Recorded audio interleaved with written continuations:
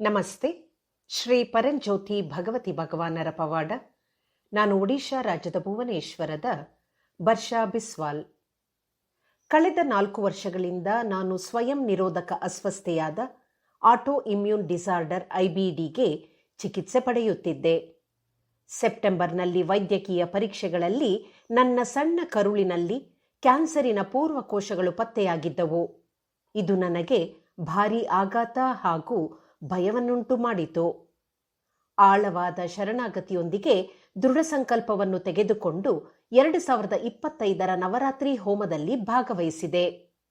3ನೇ ದಿನ ಶ್ರೀ ಗಾಯತ್ರಿ ದೇವಿ ಹೋಮದ ಸಂದರ್ಭದಲ್ಲಿ ನನ್ನನ್ನು ಸಂಪೂರ್ಣ ಗುಣಮುಖಳನ್ನಾಗಿ ಮಾಡುವಂತೆ ಶ್ರೀ ಪರಂಜ್ಯೋತಿ ಭಗವತಿ ಭಗವಾನರಿಗೆ ಹೃದಯಪೂರ್ವಕವಾಗಿ ಪ್ರಾರ್ಥಿಸಿದೆ.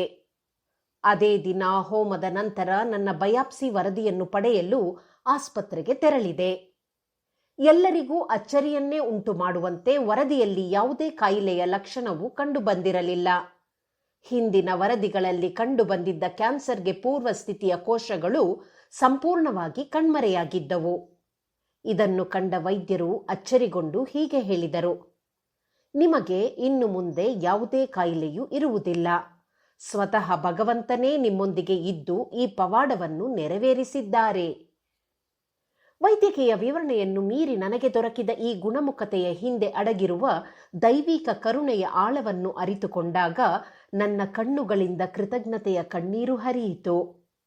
ಚಮತ್ಕಾರ ಪ್ರದಾತ, ಕರುಣಾಮಯ ಪರಮ ವೈದ್ಯ, ವೈದೀಶ್ವರ ಶ್ರೀ ಪರಂಜ್ಯೋತಿ ಭಗವತಿ ಭಗವಾನರಿಗೆ ಜಯವೆನ್ನಿ.